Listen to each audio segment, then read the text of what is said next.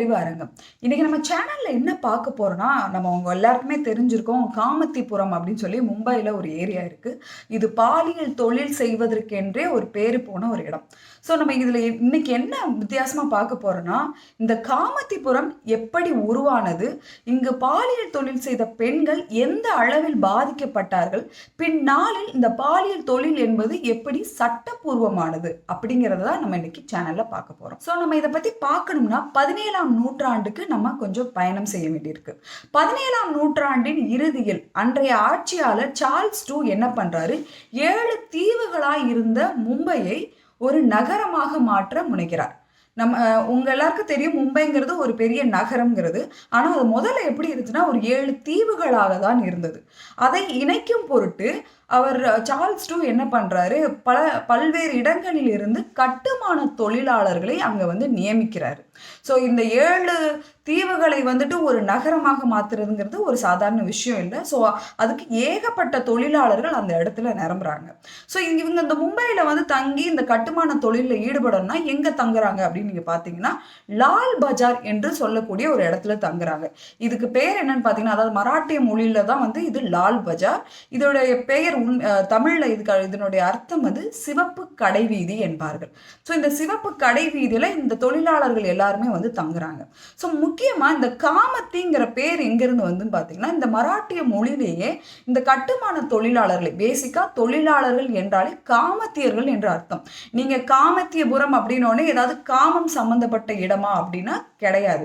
காமத்தியர்கள் என்பது தொழிலாளர்களை மட்டும்தான் குறிக்கும். அது கட்டுமான தொழிலாளர்களா இருந்தாலும் சரி, பாலியல் தொழிலாளர்கள், இது எல்லாருமே இதுல அடங்குவார்கள். இதுக்கப்புறமா 18ஆம் நூற்றாண்டுல இந்த காமத்தியர்களுக்குன்னே பேர் போன, அதாவது தொழிலாளர்கள் தங்கும் இடமான லால் பஜார்ல கர்சட்ஜி சுக்லாஜி அப்படின்னு சொல்லக்கூடிய ஒரு இடத்துல இந்த ஆங்கில அரசு என்ன பண்ணுது, ஐரோப்பிய பாலியல் தொழிலாளர்களை பணி நியமித்துறாங்க.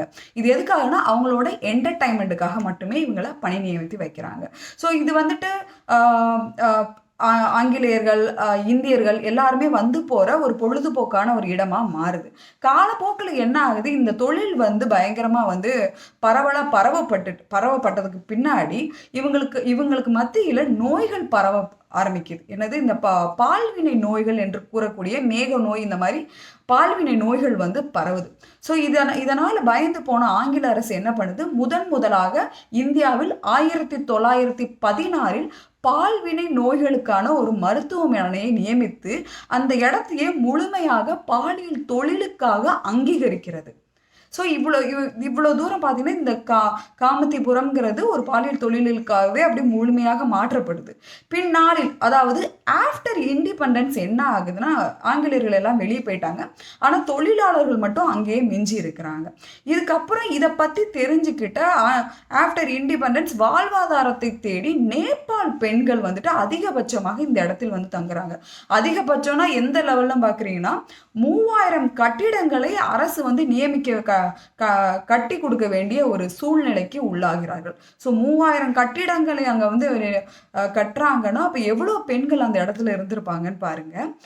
இது இப்படியே போகுது. இந்த தொழில் வந்து பாலியல் தொழில்ங்கிறது அந்த இடத்துல பயங்கரமா ஃபேமஸ் ஆகுது. பின்னால இதனால நிறைய பெண்கள் வந்து பாதிக்கப்படுறாங்க.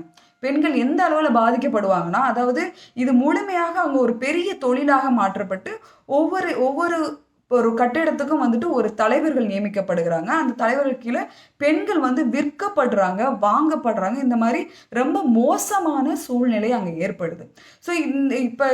இதனால பெண்களுக்கு மத்தியில நிறைய நோய்களும் பரவுது. பெண்கள் நிறைய கஷ்டப்படுறாங்க.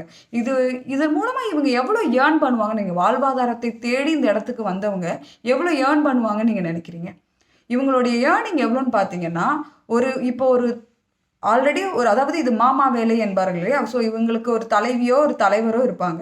அவங்களுக்கு கீழே இவங்க வேலை பார்க்கும்போது இப்போ இவங்க 2000 3000 சம்பாதிக்கிறாங்க. ஒரு எடுத்துக்காட்டுக்கு சொல்கிறேன், 2000 3000 சம்பாதிக்கிறாங்கன்னா இவங்களுக்கு ஒரு 100 200 தான் போகும். ஒரு நாளைக்கு சாப்பிட்றதுக்கு தேவையான ஒரு செலவுக்கான தேவையான ஒரு பணம் மட்டும்தான் இவங்களுக்கு போய் சேரும்.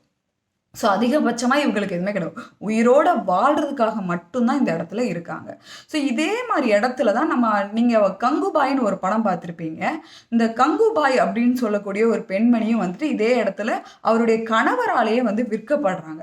காலப்போக்கில் இங்கே நடக்கிற கஷ்டங்கள், பெண்கள் எப்படி பாதிக்கப்படுறாங்கிறத பார்த்து இவங்க ஒரு சோசியல் ஆக்டிவிஸ்டாக வந்துட்டு உருவெடுத்து, அதாவது இவங்க மட்டும் இல்லை, இன்னும் பிரீத்தி பட்கர் அப்படின்னு சொல்லிட்டு இன்னும் நிறைய சோசியல் ஆக்டிவிஸ்ட் வந்து உருவெடுத்து இதுக்கு எதிராக வந்து போராடி ஒரு வழியாக அரசிடமிருந்து பல சலுகைகளை பெற்று இந்த இடத்துல இருந்து வெளியேற ட்ரை பண்றாங்க. இப்ப இந்த போராட்டத்துல கங்குபாய், பிரீத்தி பட்கர் வந்துட்டு அவங்க முழுமையாக வெற்றி கண்டார்கள் என்றால் கிடையாது.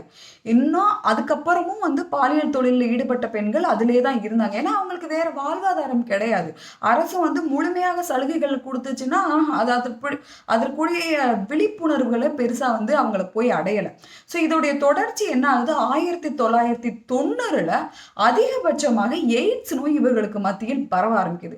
இதுக்கப்புறம் தான் ஸ்டேட் கவர்மெண்ட்டுக்கு பார்த்தோன்னே பயம் வந்துருச்சு. இப்போ எய்ட்ஸ் பரவ ஆரம்பிச்சிருச்சு, இதனுடைய சூழ்நிலை ரொம்ப மோசமாக போய்விடும் என்ற பயம் வந்ததால மட்டுமே இங்க இருக்க பெண்களை, அதாவது நீங்க இங்க இருந்தா தானே பாலியல் தொழில் செய்வீங்க, உங்களை இங்க இருந்து நாங்க வெளியேற்றிட்டா அப்படின்னு சொல்லிட்டு அங்க இருக்க பெண்களை முடிந்த அளவுக்கு வெளியே குடியமர்த்துகிறார்கள். ஸோ நீங்க வேற இடத்துக்கு போயிட்டா வேற தொழில் பாருங்க அப்படின்னு சொல்றாங்க. இன்னும் ஒரு சிலருக்கு வாழ்வாதாரத்தை ஏற்படுத்தி கொடுக்கும் வகையில அவங்களுக்கு பல தொழில்களை வந்து ஏற்படுத்தி கொடுக்குறாங்க. ஸோ இது ஓரளவுக்கு 1990 இந்த பாலியல் தொழில்கள் ஓரளவுக்கு காமத்திபுரத்தில் அடங்கினாலும் 2005 இதே ஸ்டேட் கவர்மெண்ட் வேறு விதமாக தலையிட்டு ஒரு பாதிப்பை ஏற்படுத்துது. என்னன்னா, அங்கே அந்த காமத்திபுரத்தில் இருந்த கேளிக்கை விடுதிகளில் அதிகபட்சமான பெண்கள் வந்துட்டு எந்த வேலையில ஈடுபடுறாங்கன்னா ஆடல் பாடல்ல வேலையில ஈடுபடுறாங்க. இவங்க வந்து பாலியல் தொழிலில் ஈடுபடலை, ஆனால் சும்மா ஆடல் பாடல் நிகழ்ச்சியில், அதாவது மக்களை சந்தோஷப்படுத்தக்கூடிய தொழில்களில் ஈடுபடுறாங்க. ஸோ இதுக்கும் வந்து ஸ்டேட் கவர்மெண்ட் வந்துட்டு தடை விதிக்குது. ஸோ இதனால் பாதிக்கப்பட்ட பெண்கள் என்ன ஆகுறாங்க, இவங்களுக்குன்னு திடீர் ஒரு எதையுமே ஏற்படுத்தி தராமல் திடீர்னு தடை விதிச்சனால இவங்க என்ன பண்ண தெரியாமல் திரும்பியும் இதே தொழிலில், அதாவது பாலியல் தொழிலில் ஈடுபடுறாங்க. இப்போ இந்த டயத்தில் 2005 கணக்கின்படி இந்த பாலியல் தொழிலில் ஈடுபட்ட பெண்கள் எத்தனை பேர் அப்படின்னு பார்த்தீங்கன்னா 1,00,000 பெண்கள் இருந்திருக்காங்க. ஸோ இதோட போக்கு அப்படியே போயிட்டு இன்னும் வரைக்குமே இருக்குது.